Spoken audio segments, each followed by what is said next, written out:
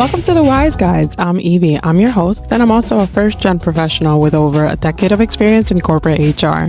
I'm here to provide you with practical guides on how to increase your wealth and your happiness at work. Whether you're feeling like an imposter in that new job, juggling a million responsibilities, or just trying to get your foot in the door, this is your space to find real, no BS advice, hear from people who have already been there, and maybe even laugh a little along the way. So grab your coffee or your glass of wine, settle in, and let's dive into today's topic. You are exactly where you need to be.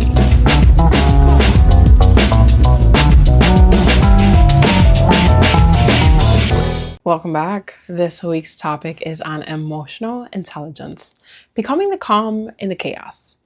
So let's go into our office hours mini story. It's called The Email That Almost Broke Her. Ava was 3 hours into her day. She was half caffeinated, toggling between project trackers and unread emails when a Slack message popped up from her director. It said, "Hey, can you jump in real quick to explain what happened with the client file?" No hi, no smiley face, just a plain old question.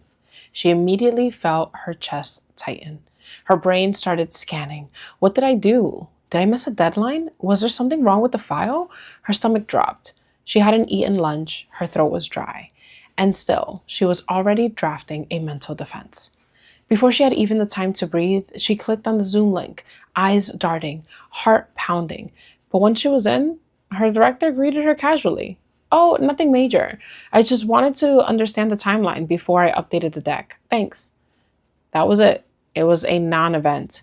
But Ava's nervous system didn't get the memo. She stayed in that spiral for the rest of the day.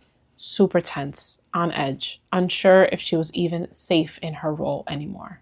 And here's the point. There was no yelling, no accusation, no actual problem.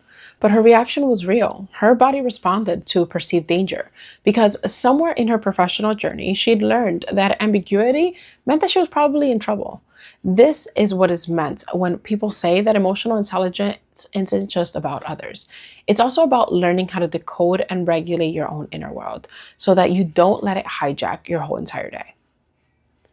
So why do you need to be the emotional anchor now? Let's talk about the world that we're working in. We have hybrid teams under unclear power dynamics. We have economic uncertainty, we have layoffs, and we have restructuring. Managers are stretched thin, and direct reports are emotionally tapped out. Clients are more anxious, customers are more reactive, and we have a culture that's just taught us to keep moving, regardless of what's unraveling right in front of us.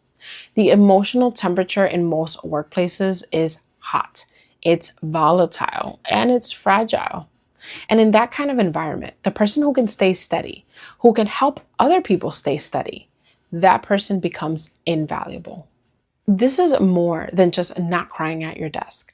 This is about becoming the person who can help the team stay on track because you can navigate emotions like a pro. So what does EQ look like as a workplace power tool? We're not just talking about therapy here. We're talking about strategic emotional awareness that helps you lead, influence, and deliver results under pressure. Here's what that can look like at work. You can read the room, even when nobody is saying how they're feeling. You can de-escalate tension when personalities clash. You can manage your tone and timing, even when others are reactive. You can coach someone back into clarity without shutting them down. You can be a soft place for people to land with a strong presence to follow. And overall, people can trust you, not because you're perfect, but because you're predictable in how you will respond to chaos. Here's a mindset shift that we will talk about in this episode. You don't need to feel less. You need to hold more. We tend to think about emotional intelligence, EQ, as not reacting. But emotional intelligence isn't the absence of emotion. It's about the ability to hold your emotions and other people's emotions without collapsing under them. Picture it like this. You are the container, the one who expands, breathes, and creates room for others to come back to center. You're not absorbing people's stress. You're regulating the space so that it doesn't spill over. That is emotional leadership. And it's a quiet flex that can change absolutely everything in the workplace. Here's some real world examples of how EQ, emotional intelligence, can change the game. Example 1, a teammate is spiraling. They missed the deadline and they're coming into the team with feeling shame and self-sabotaging energy. Instead of ignoring it or saying, it's fine, you say, why don't we talk through what happened? I know you care about this and we should talk about what got in the way. You normalize the emotion and redirect towards accountability and progress. Example 2, a client lashes out unexpectedly. You're on a call and they say, frankly, I'm disappointed. I expected more. Instead of matching their heat or freezing, you say, I hear that. It sounds like we missed the mark, and I want to understand where things went off track. You diffuse, you acknowledge without escalating. Example 3, a manager gives clumsy feedback. It stings, it's vague, and it comes at a bad time. You want to react, but instead you pause. Later you say, thanks for the feedback earlier. I want to make sure I fully understand what you'd like to see moving forward. Can we revisit it when you have a moment? You're not denying the emotion. You're leading with clarity. This isn't about people pleasing. It's about emotional navigation, but with strategy and presence. So let's do a little bit of a self check-in. How steady are you? Ask yourself where you stand for all of these statements on a scale of 1 to 5. I can stay calm when others are emotionally reactive. I know how to create space for someone to feel heard without fixing it for them. I am able to regulate my tone, pace, and language under pressure. People often come to me when they're feeling frustrated or stuck. I can tell when someone's mood might affect a meeting or the outcome, and I adjust. I don't take emotional responses personally. If you scored mostly 4s or 5s, amazing. If not, then this episode might be the one that can help you get there. So here's your homework. Practice emotional reframing and redirection. Over the next week, here's a challenge. When somebody gets emotional at work, whether they're frustrated, anxious, irritated, practice this. Number 1, name what you observe. I can tell that this is weighing on you.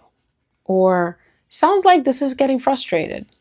Try to name what you're seeing them experience. Number 2, offer a stabilizing path. Say something like, let's walk through this together. Or, we can figure this out. Let's take it one step at a time.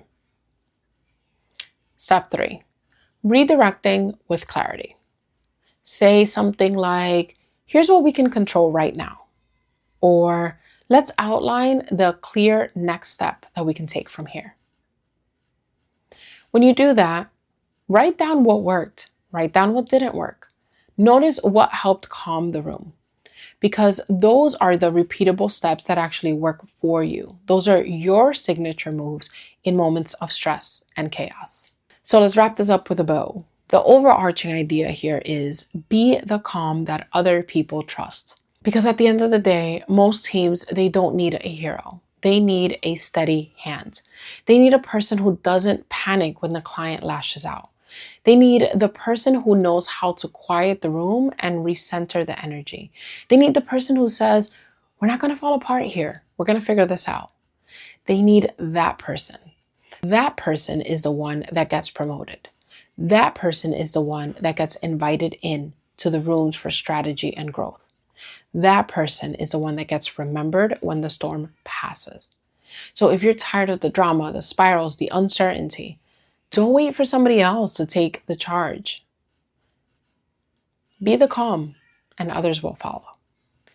Next up, we will be discussing communicating clearly when it feels like nobody's listening. So until then, stay steady, stay human, stay wise. Class dismissed.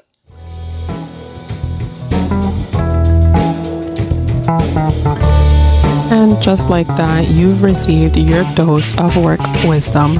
I hope you're walking away with something that makes you feel a little bit more confident, a little bit more seen, and a whole lot more capable. Remember that the journey is yours. There's no one right way to do it, and it's okay to take it one step at a time. If today's topic hit home for you and you're thinking you can use a little extra support, I'd love to chat one-on-one. Head over to the show notes so you can figure out how to book some time with me. And if you enjoyed hanging out with me, make sure to hit the subscribe button so you don't miss any future episodes. And if you're feeling a little generous, please leave a quick review. It can help more people like us find the show. Plus, I'd love to hear what you think. Let's keep the conversation going. Follow me on Instagram at WorkWiseGuide.